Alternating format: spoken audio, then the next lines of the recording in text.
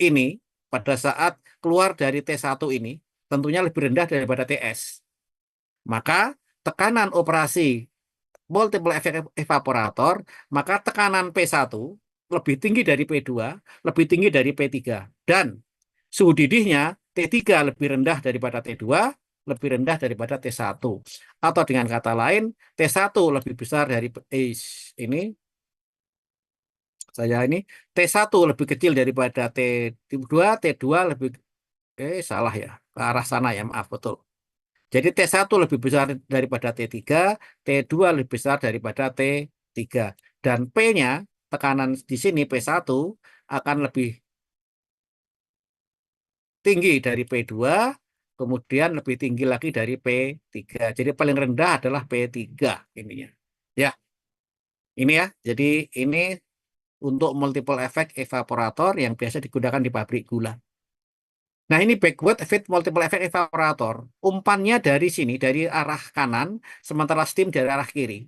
Jadi kita lihat steam masuk, keluar, umpan uap dari T1 masuk ke efek 2, uap dari efek 2 masuk ke efek 3, dan feed masuk ke efek 3.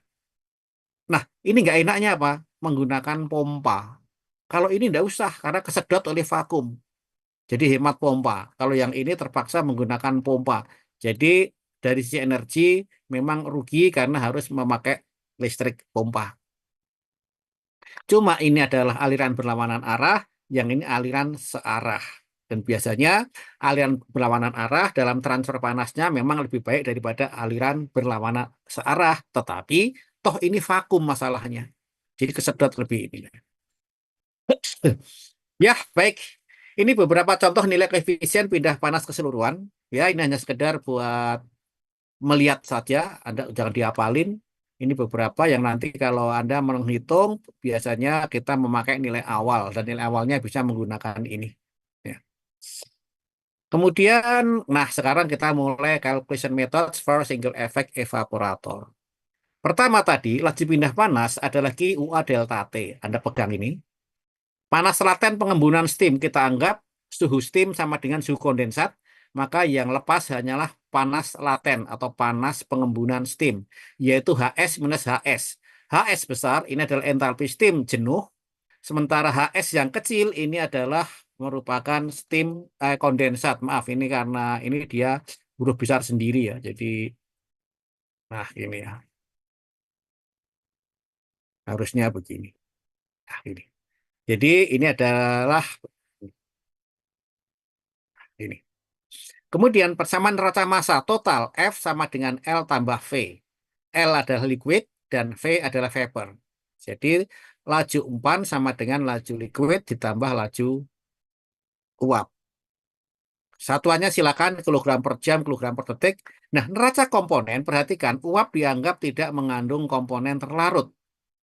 Jadi tinggal FXF sama dengan LXL. Catatan uap tidak mengandung padatan. Jadi tinggal ini. Nah, dari persamaan ini, dua ini, Anda bisa menghitung persamaan neraca massanya. Neraca energi. Sekarang kita ingat.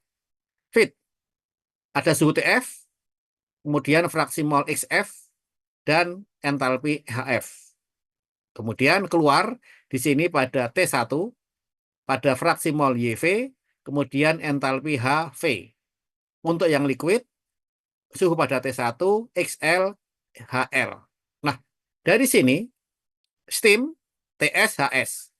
Persamanya berarti ini masuk, entalpi umpan, ini entalpi steam. Masuk, ini cairan keluar, ini uap keluar, dan ini steam keluar. Sehingga kalau diaduk-aduk, HS minus HS kecil tadi adalah lambda, kita dapatkan ini. Jadi, ini pindah ke sini, maka kita dapatkan HS minus H kecil S. Laju panas dilepas steam berarti ini, yaitu laju alir dari steam dikalikan panas latennya. Kita anggap tidak ada panas hilang. Ya. Nah, baik, sekarang ini ada example.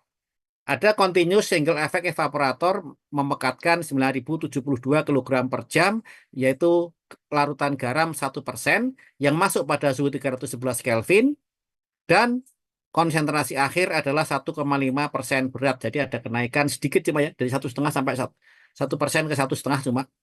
Kemudian ruang uap di dalam evaporator pada tekanan 101,325 1 atmosfer absolut. Jadi kita anggap dia atmosferik memang. Dan steam disuplai pada saturated jenuh yaitu 153,3 kilopascal. Overall koefisiennya U 1704 watt per meter persegi Kelvin. Hitung jumlah uap dan liquid dan luas pindah panas yang dibutuhkan. Diasumsikan karena encer, maka larutan dianggap sebagai air murni. Nah, ini cara pengerjaannya. Anda bisa ngikutin yaitu pada bab 84 ini ya. Ini tadi F sama dengan L tambah V, kemudian kita jadi yang komponen ini. Masukkan, kita dapatkan L 6048 kg per jam liquid. Dan dengan memasukkan ini kita dapatkan uap 3024 kg per jam uap. Nah, sekarang kita lihat entalpi. HF, CPF, TF minus T1.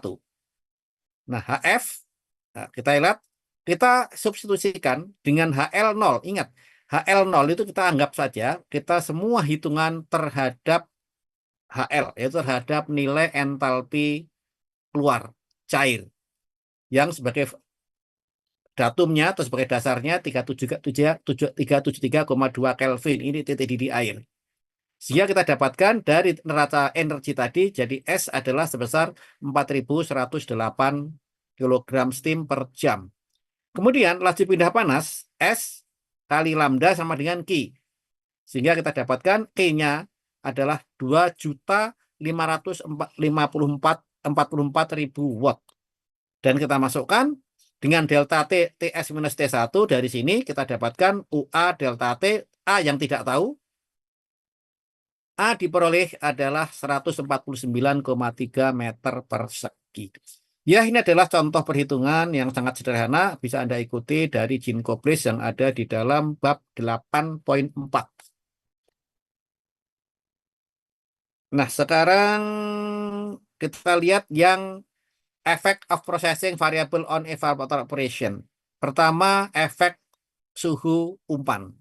Semakin tinggi, maka proses lebih mudah. Energi panas yang dibutuhkan semakin kecil. Jadi, memang umpan lebih baik pada suhu tinggi. Kemudian efek tekanan. Semakin tinggi tekanan, maka suhu didih semakin tinggi. Jadi hati-hati kalau kita menaikkan tekanan, suhu didihnya semakin tinggi, energi semakin besar. Efek steam pressure. Semakin tinggi tekanan steam, maka suhu steam semakin tinggi. Artinya perpindahan panas nanti akan lebih baik pada perbedaan suhu yang tinggi. Tetapi tentunya energinya lebih besar, berarti lebih mahal. Nah, masalah kenaikan titik didih. Bahwa semakin pekat larutan, maka titik didih semakin tinggi. Nah, di sini ada satu contoh, yaitu memekatkan larutan NaOH 30% pada tekanan 25,6 kilopascal. Tentukan titik didih dari larutan NaOH dan kenaikan titik didih atau boiling rises atau kenaikan titik didih ya. Nah, kita lihat dari steam table ternyata boiling point air pada 25,6 kilopascal adalah 65,6 derajat Celcius. Dan ini dari gambar 842 65,6 itu adalah 30%. Ini titik didihnya pada titik ini adalah ternyata 79,5 derajat. Artinya pada suhu 65,6 air ternyata pada 30% NaOH itu titik didihnya 79,5. Dengan demikian kenaikan titik didihnya 79,5 dikurangi 65,6 yaitu 13,9 derajat Celcius. Ini chartnya. Kita lihat boiling of water. Kita lihat 100 derajat Celcius. Tadi berapa?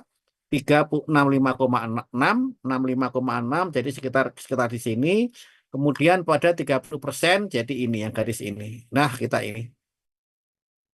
Kita dapatkan yaitu boiling point-nya pada sekitar tadi 70, ya nggak itu pas 79,5 jadi di sini ya. 75 ini adalah 100, jadi di sini 80, 90 ya, 80, 90 ya. Jadi sekitar di sini ya, 79. 79 ini 80. Ya, sekitar inilah di sini. Nah, kita sini ya. Nah, ya di sini. Ini pada 30 derajat, 30% ya ini. Ya ini Fahrenheit ini ya lah.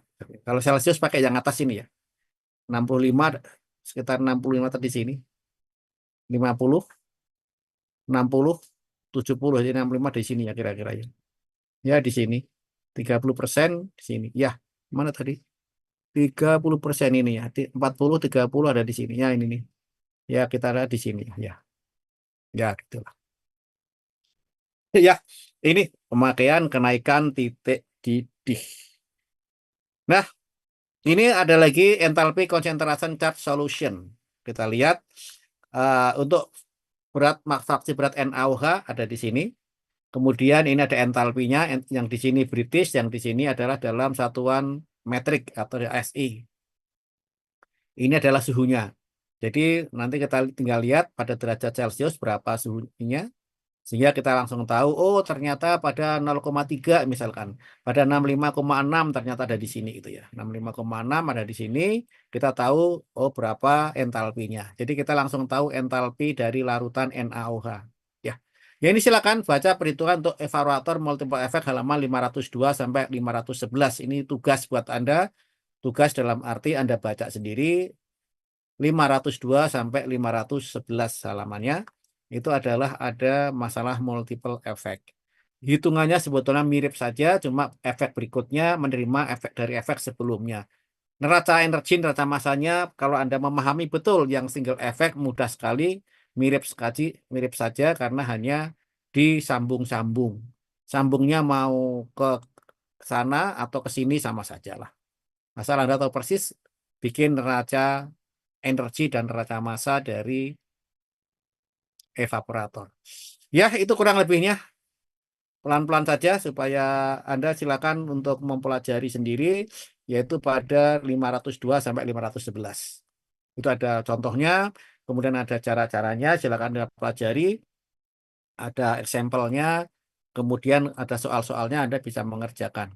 Baik, nah untuk UTS, karena kita belum melaksanakan, nanti saya kirim aja soalnya, ya di antara mulai besok ke sana lah ya. Barangkali ini saya ini atau minggu depan tapi sebelum minggu yang ke-10 saya akan memberikan soal ujian OTK 2 sampai materi sebelum ini artinya pas materi besok kemarin tuh ya. Jadi mohon maaf soalnya kemarin pada saat harusnya UTS laptop saya bermasalah soal ada di sini gitu ya.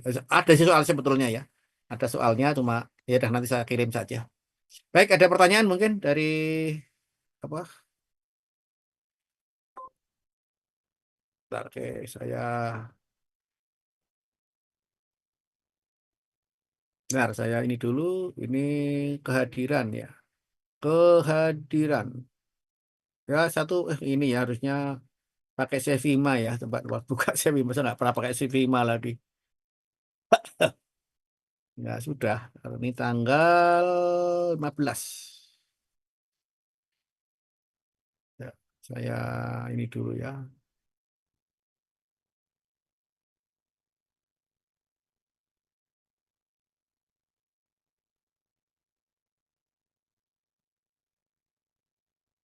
Ya, oke. Mungkin silakan selamat belajar sambil nonton bola jam 7 nanti bola. Pokoknya cepat-cepat saya kuliah nanti Anda juga nggak bisa nonton bola. Bagi yang cowok mungkin senang bola. Oke, Assalamualaikum warahmatullahi wabarakatuh. Waalaikumsalam. Terima kasih, Bapak. Ya, kali ya.